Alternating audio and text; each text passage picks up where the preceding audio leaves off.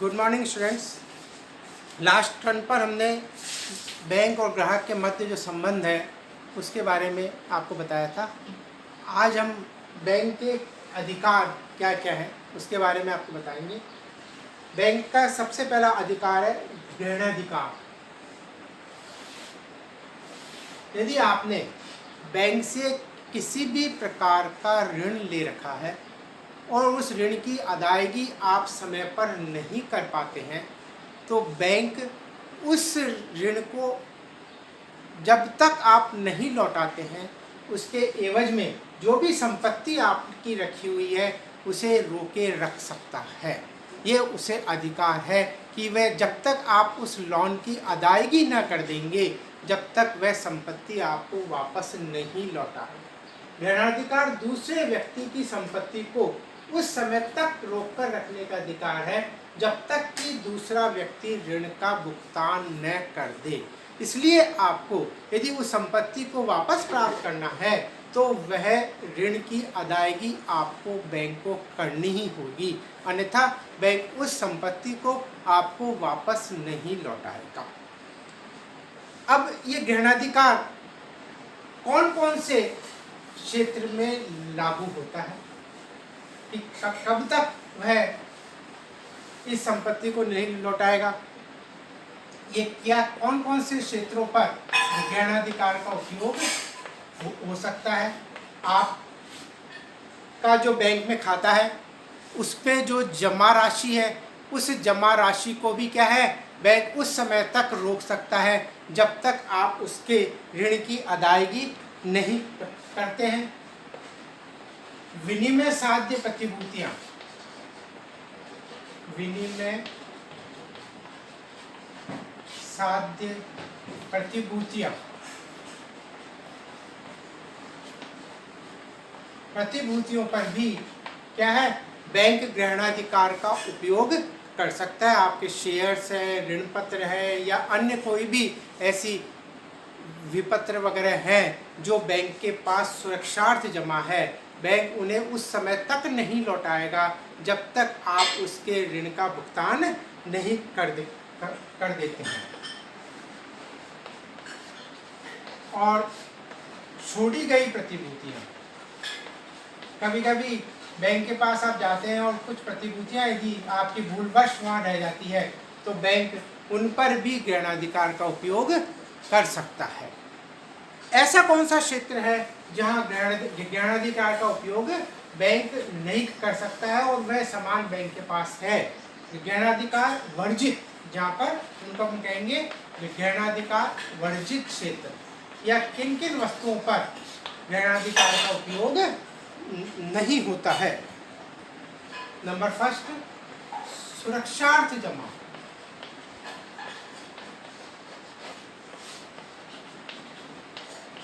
सुरक्षार्थ जमा मतलब अपन ने वहाँ बैंक में लॉकर ले रखा है और हमने उस लॉकर में अपने बहुमूल्य धन वगैरह जमा है, सोना चांदी या विपत्र जो भी है, उसके एवज में हम उसको क्या दे रहे हैं, उस लॉकर का शुल्क अदा करते हैं। तो उस शुल्क अदायगी वो एक अलग मैटर हो गया। तो वह अपने जो शुल्क ले रहा है उसके एवज में वह आपके उस धन को क्या कर रहा है, सुरक्षा प्रदान कर रहा है। तो वह उस स्थिति में उस क्षेत्र पर जो हमारे सुरक्षार्थ जमा है उस लॉकर पर बैंक क्या है ऋणाधिकार का उपयोग नहीं कर सकता है।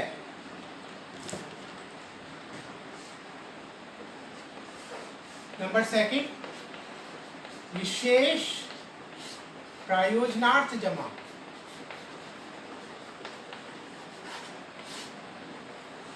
कोई विशेष योजना बैंक की निकली और उस विशेष योजना में हमने धन को जमा करा रखा है और उसके कागजात हमारे पास है, तो उस स्थिति में उसके ऊपर भी वह क्या है ऋणाधिकार का उपयोग नहीं कर सकता है। और नेक्स्ट पॉइंट,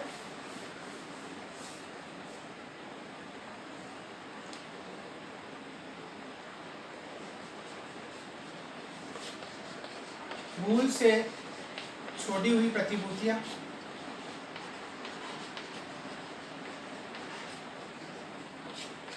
कभी कभी भूलवश कुछ प्रतिभूतियाँ यदि बैंक में रह जाती है तो उस पर भी बैंक ग्रहणाधिकार का उपयोग नहीं कर सकता है। इसके बाद आइए बैंक का दूसरा अधिकार, भुगतानों के नियोजन का अधिकार।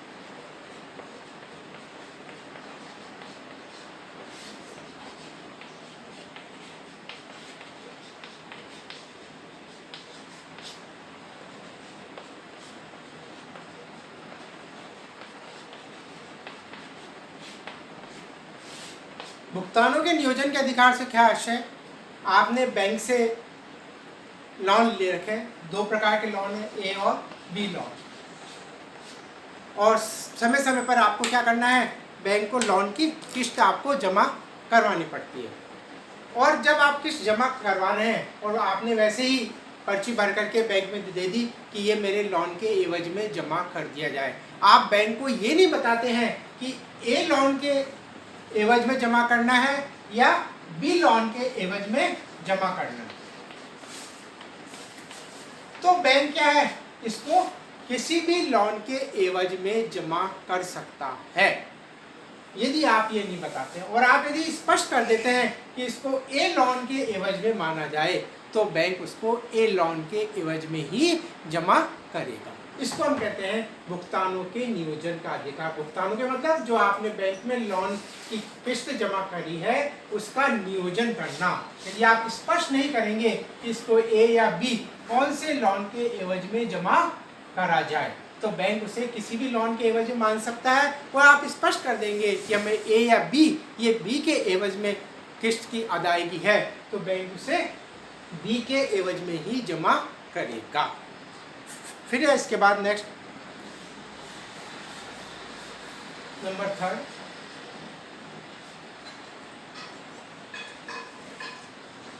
प्रतिसाद का अधिकार।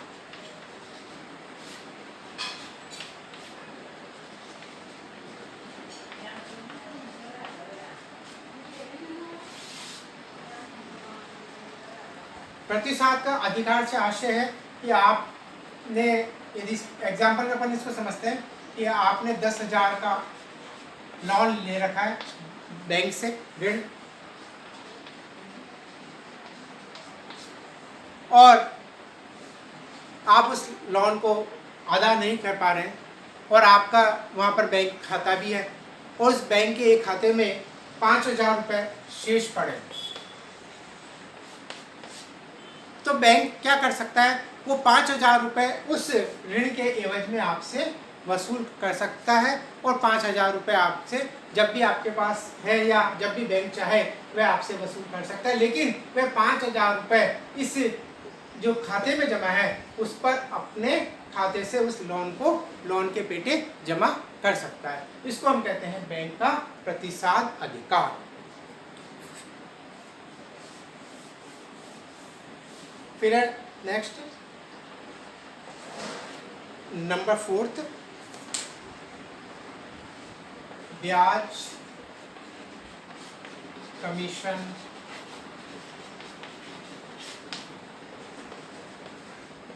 व्यय प्रभार आदि शुल्क वसूलने का अधिकार।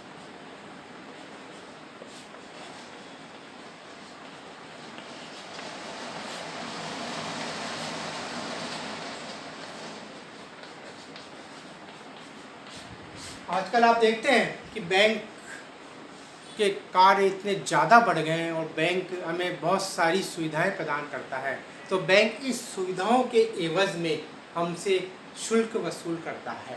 तो वह शुल्क वसूल करने का या व्यय प्रभार वसूल करने का बैंक का अधिकार है और जो हमें उनको देना पड़ता है और बैंक अपने खाते से उसको समय समय पर क्या है, काटता रहता है। तो जो भी सेवाएं हमें बैंक प्रदान कर रहा है उसके एवज में उसे हर प्रकार का कमीशन हो, चाहे ब्याज हो, चाहे कुछ भी व्यय प्रभार हो, वह हमसे वसूल करने का अधिकार रखता है और हमें वह उनको देने होते हैं। तो ये जो सारे 4 पॉइंट्स थे कि बैंक के क्या क्या अधिकार हैं जो हम पर लागू होते हैं। थैंक्स।